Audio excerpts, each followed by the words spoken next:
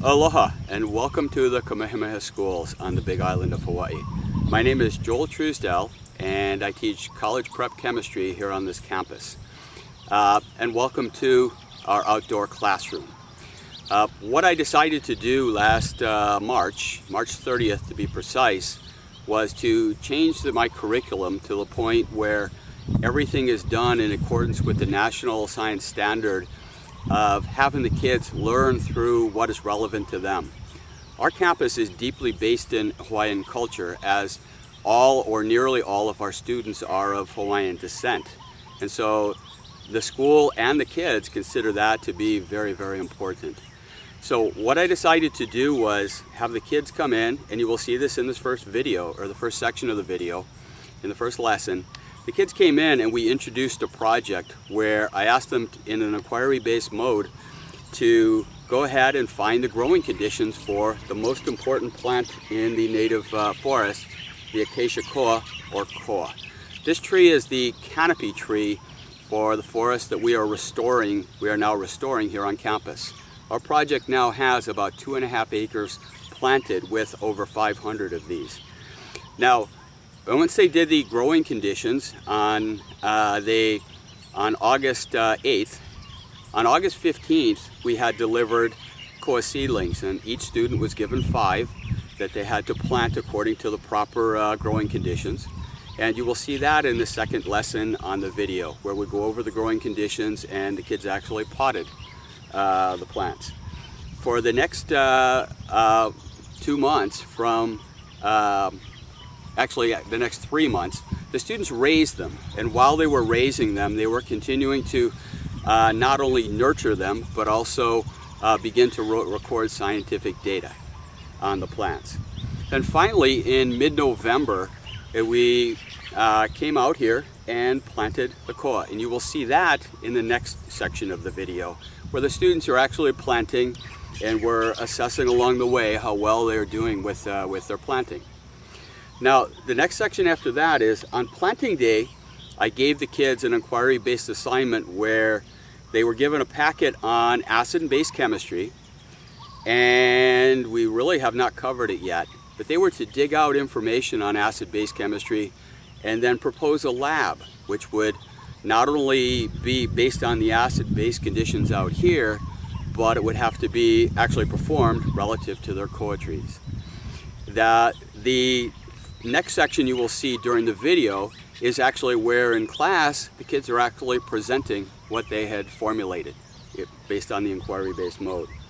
The last section that you will see is the follow-up on that. The following a few classes later, then what we did was, in order for the kids to do these labs, they're going to have the tools. And so the section that we're in now is based on solutions, where they learn about molarity and concentrations, which they're going to need to be able to analyze the concentrations and the pH. So every single section within the a standard chemistry curriculum is going to be covered this year, and each one is, at the beginning of each unit, starts with the same basic inquiry-based assignment. How does this section relate to your koa project? Relative to safety, the only concern that we had during the project, or the parts that you will see, is relative to the soil bacteria that was added to promote root growth. Now, what we did was we took a look at the manufacturer's specifications of the different types that we used, and also spoke to them on the phone, and they indicated that no special precautions were necessary for these soil bacteria that are used in regular, normal, everyday gardening. Now, what we did do, though, on the other hand, just to make sure, is we had the kids wash their hands repeatedly, and especially after they got done prior to leaving. Now, what we envision for this project is this is going to be where the community comes to learn science, from kids to other science teachers, to people within our regular Kamehameha family, or ohana. So sit back, and for our kids right now, it's been an incredible journey, and what I would like you to do over the next 20-some minutes is just sit back, observe, and enjoy the journey that our kids are undertaking. Mahalo.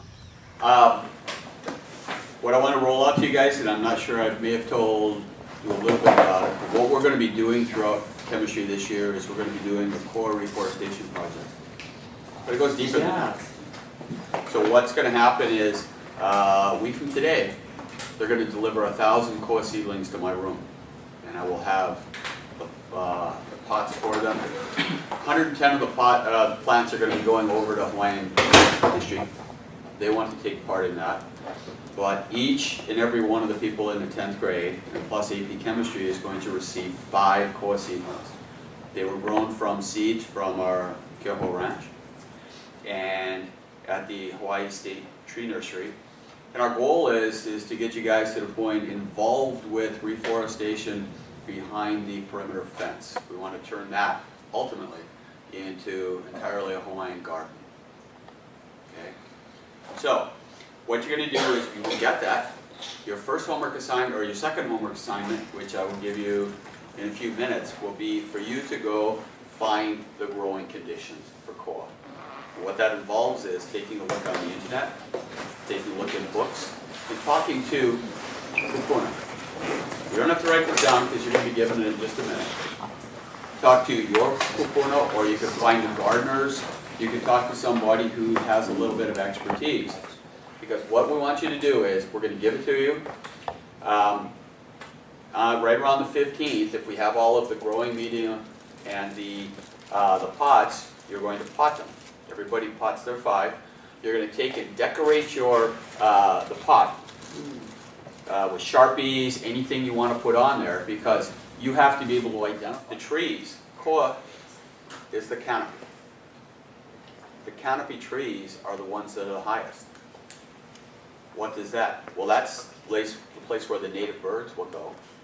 And native birds will come down here. The Ohia Forest right next to our house, we have eel there. We have Hawaiian hawks nesting very close. And so in which case, they will go into the canopy. But the other thing is this. Once the canopy is established, then you can plant the understory. Next stage of the project. So let's go over what you're going to be doing. Basically, it's kind of the practical side of the growing conditions we talked about last time. So, to get good drainage, we want to have 4 Gatorade cups of soil mixed with 4 Gatorade cups of black cinder. We're going to use these regular little aluminum trays that we had in here. So you put 4 of them in each, mix it up, then you're going to set your core seedling right in the center and kind of pour it in around it. Okay? And pack it in nicely. Then what you have to do, and all of the mixing is going to be done out here on the lanai. We're not going to dump a bunch of dirt in here. We're going to water it in with water first. So I've got a blue bucket over here that has will continually fill with regular water. You water it in with that. And finally at the end, you're going to have to pack a little soil on the top to make sure that the roots are not exposed at the top. Now the orange bucket has the rhizobia in it. And so what you'll do is, you'll take the 600 milliliter beaker, just dip it in, 500 milliliters of it, and pour it on top. So what that's going to do is that's going to inoculate it with the bacteria. In 2 weeks, we'll go back and do that again out there.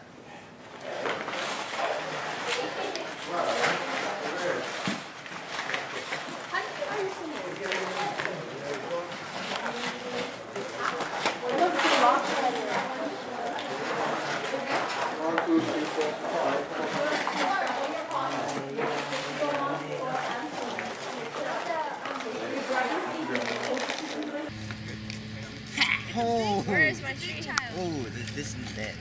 I mean, what? Dude, no, look at mine. It's not even planned. Hurry up, we'll see you up there.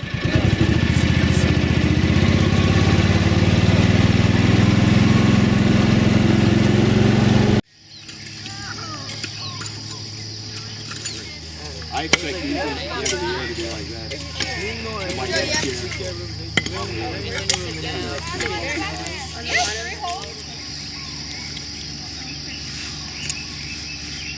Is it gonna break? And is there gonna be cinder in my hair? Only if you have it with the side down that has the holes in it. A little bit more back down the side. Yeah. And then what you do is put the base of the cinder in and put your back on the You don't want to just take it too much.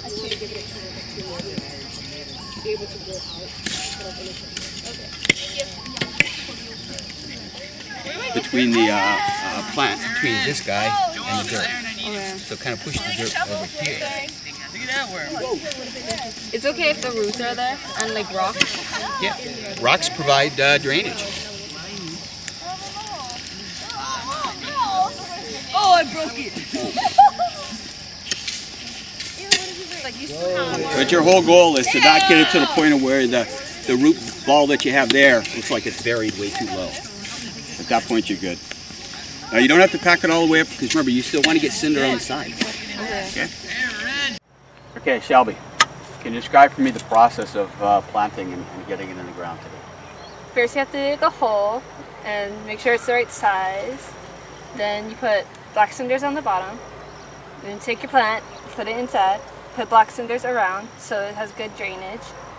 And put dirt on the top. Then put rhizobia and the osmocote to help the plants grow. And then you put the weed mat over it so that, like, well, it's a weed mat, so the weeds don't grow and take away the nutrients that are like helping the cold plant, I guess. Yeah. How do you know the right size of hole to dig? It has to be a little bit, well, it has to be a little bit wider and deeper, I guess, but not too much where it can be, I wouldn't want to say overwhelming, but I don't know how to explain it. Okay, now what I'm going to have you do is, after you dig it and you get everything into the ground, I'm going to come around and check it. I'm going to give kind of a final assessment of that and make sure you haven't put it too deep to where the stem is going to rot or too shallow to the point of where the roots are exposed. Then I had to find where I wanted to put my hole because so many places on this great land of ours.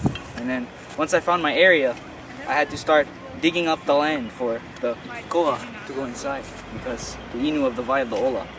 Anyway, so after that, you have to get the dirt from the side, put a little bit back in there, get the rhizobia, put them on top, get the water, put them on top, get those little osmocotes, just, hand them out and put a little bit more dirt on top and then put a little bit more of everything. And you're just about done with your hole and you just gotta put the weed mat on top and you're done. What about the black cinder? The cinder also goes with the rhizobia and the water, and then you put a little bit more dirt on top. Okay. What's the purpose of the black cinder? It helps the drainage because the black cinder is not as thick as the dirt. Very good. Now I'll come over there and check your holes after they're done. Make sure that everything is perfect because we're going to be doing follow-up labs based on this. We want to make sure that your plants are healthy and growing so that we can properly handle it. Well, thank you. Very good. Leah, would you pull back the weed mat so we can kind of take a look and see how well you've done on the planting of this. Okay. Now I take a look at that.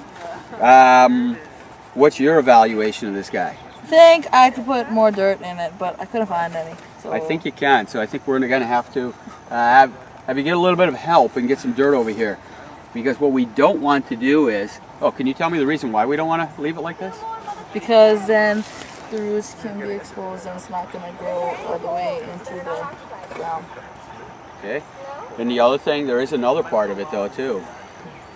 What are you doing? Where's the water going to go when it rains? Down there. It's going to fill a big hole, and the problem is if the water doesn't go in evenly or if it doesn't run off, it goes in there and it'll just sit and cause the roots to rot. So what I want you to do is, and you can even put a little bit of cinder in there, which is going to speed it up. So it makes it about half cinder, and then steal a little dirt from that hole over there. Okay. Okay? You've got everything perfectly level. You've got the osmocote on there. Did you put the rhizobia in? Yes, I did. Okay. Now the best part is that your elevation is higher than down there in that puddle of water. So that's good. So you'll have better drainage with the higher elevation. So now what you want to do is stretch this guy out, put rocks at the corners, and make sure the thing is as taut as possible. But you did a really good job on that. Back at the beginning of the year, first assignment was relative to the growing conditions of corn, correct?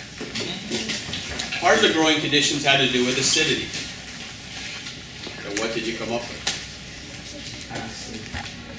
Thank you. You came up with, like other endemic plants that grew up, developed here in an acidic environment from the volcano, that's basically the best growing condition.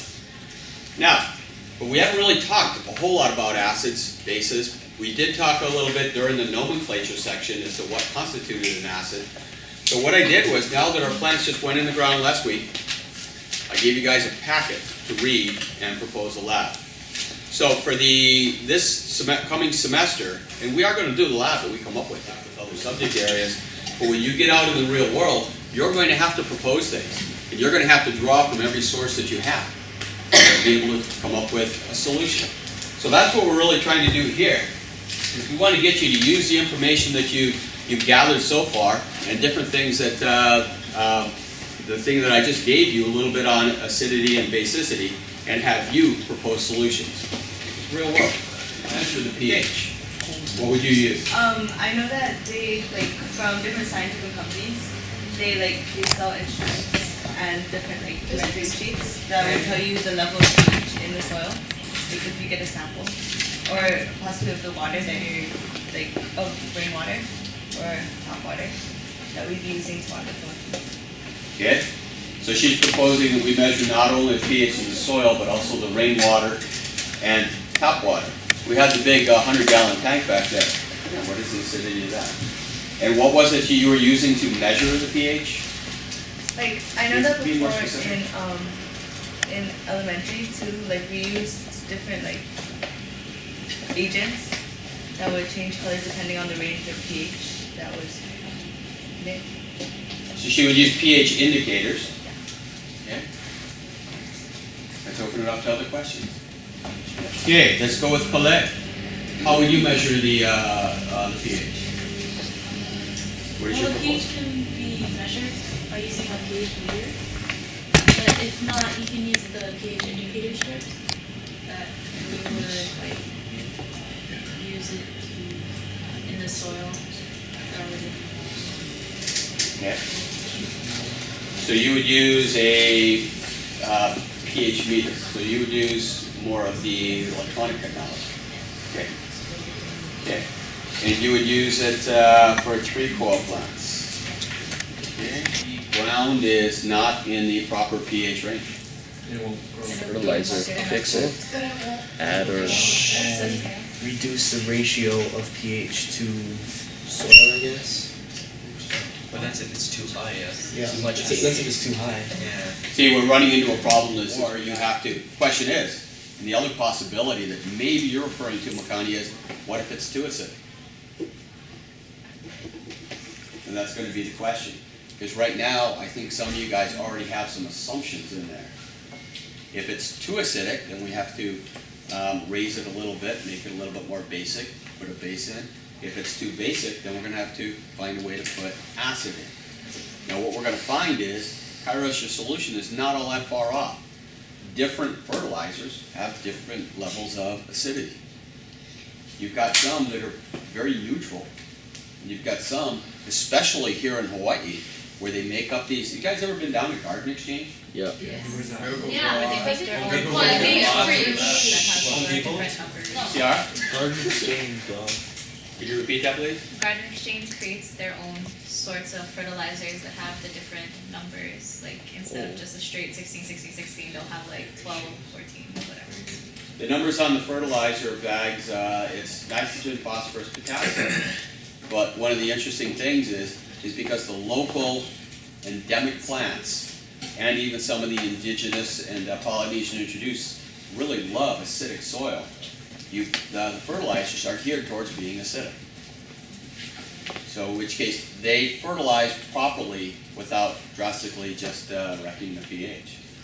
So the stuff you'll find down there is really, they've made them here. And down there, a lot of them are in these brown paper bags, and they're really made for acidic conditions. So in which case we could go properly tap into that. Yes, Mike? Okay. Okay, so what are we taking away from this? We are going to be measuring something relative to acidity out there. Do you guys need to do a little bit more work in terms of learning about the pH scale, what constitutes, how it's going to have to be shifted. Yeah, so we're going to have to do some research on that and learn to the point of where you don't go out there and we find out its particular pH, and then your whole goal in solving it may end up being counterproductive. Okay?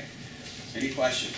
So we're going to try to do this, and what I really want to have for the next time that we propose a lab, and we will when we get into the solutions unit coming up after Christmas, and we're going to propose another lab. I want not only 100% participation in doing these proposals, but I want you to dig a little bit deeper. I also want you guys to read the instructions a little bit better sometimes. Okay? No. Yeah, that would help. Mike. Any questions? Yep. Okay. So the connection to the core project, that assignment, as we're doing the solution chemistry, how does it connect, Brianna? How does it connect? The solution. Well, when we put in the fertilizer, we're going to want to know like how the rainfall affects how it spreads out. You're going to want to know the concentration of the fertilizer relative to that. Anything else? We had to use rhizobia, but then we also had to dilute the rhizobia just a bit with the water after we put it on. That's true. We concentrations of the rhizobia bacteria that are needed for the roots. We need to be able to know that. How about there's one more that's dependent upon concentrations? pH.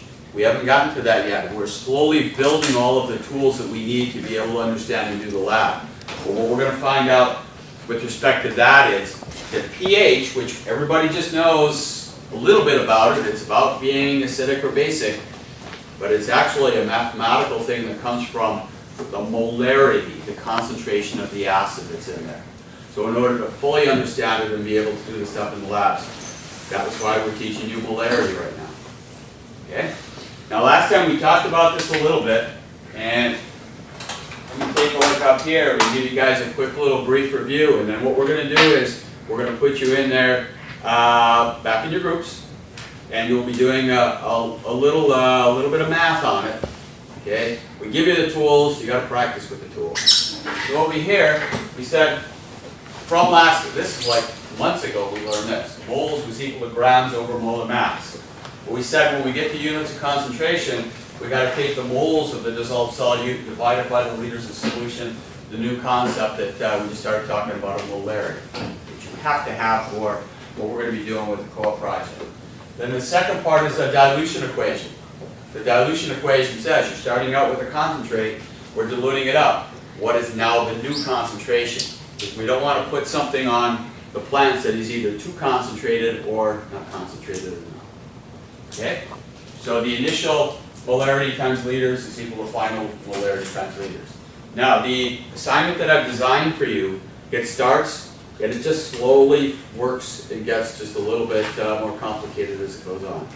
The first set of questions you're going to work on, and I've related it all to the fertilizers and to the project.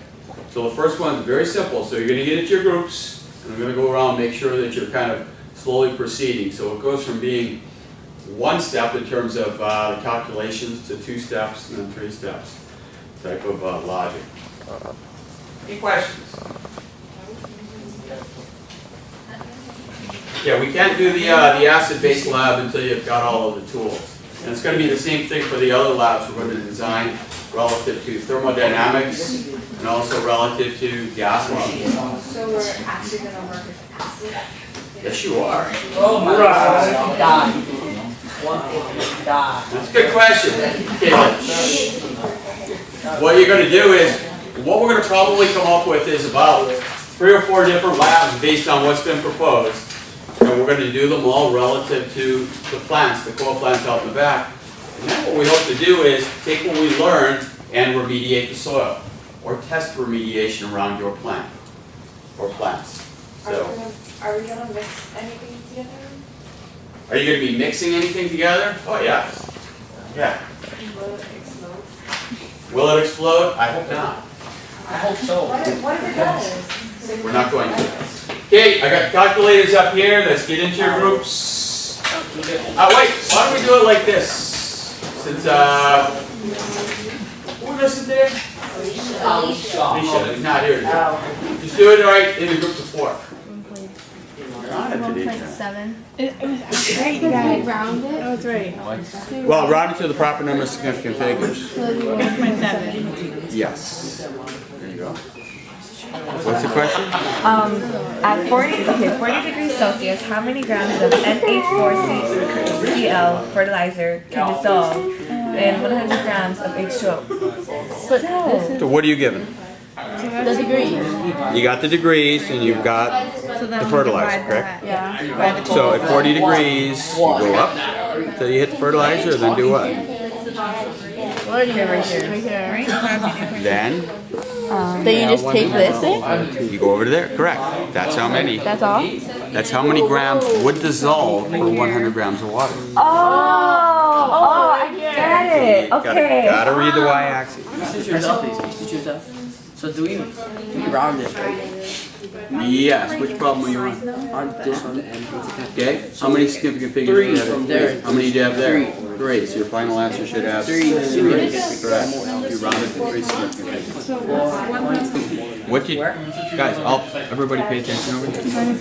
What did you do first on this one with these? First we took it into, we got the molar mass of lithium, then we divided the grams by the molar mass of Okay, lithium. and that gave you the moles for lithium. And then what did you do with And then we that? could divide it by 0.2 or 0. Okay. Now your explanation is correct, but your number is wrong. I divided. You did something wrong here, so go back and It's check supposed it. to be 1 and then you, right? 1 mole and then divide it by 2. And then it's supposed to Then you got, yeah, so go back and check that. It's 0.5. Your process is good, but didn't follow through, didn't quite well. everything else is right. Everything else is right, yes. Okay. The only difference from this one and that one is that you have to change this into moles. And remember the diagram where we had the dividing into. Okay, I'll do the last one because I'll do the last one. Okay. Yeah. Okay. It's a big breakthrough for Justin. I want to see him succeed. Oh yeah, you are. Well, tell me how to do this then. Explain this one to me. Divide this by the molar mass of potassium. Phosphorus. Phosphorus. Okay, it's potassium. So you divide it by phosphorus. Oh, 30.97. So 62 divided by 30. And then what do you do? Okay, so you divide things. Yeah, you have to add these together and Okay. divide. And now what do you do? What's the next step? Because that gives you moles. Yeah. We're not done yet. Okay. Divided by 2. Divide 2 by 2. Correct. Zero. Yeah. Or 1. But you got to get the significant figures. Because that's not exactly 31. You're dividing by 30.97.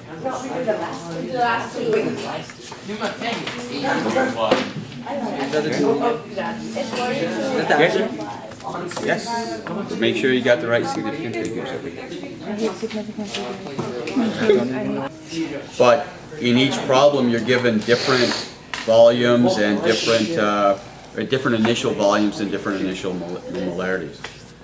Now as we go on, we'll start kind of varying that a little bit.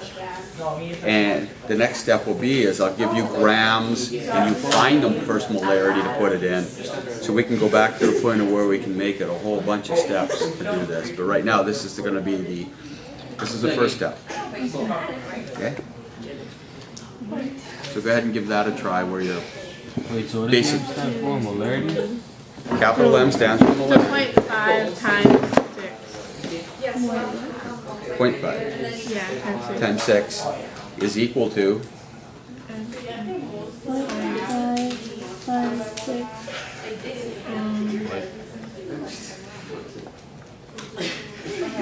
Oh, you don't know this, you have to solve for it, yeah. that's the one we don't know. That's what you solve for. Yes, that's what you're solving for. And We're what gonna does do this got this. right here? That's 10. That's the 10. There you go.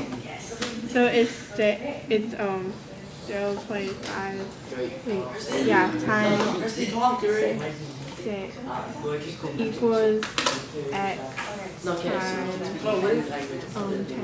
And then you solve for it. That's it. This is the best you've done on a math problem. Oh, it's not.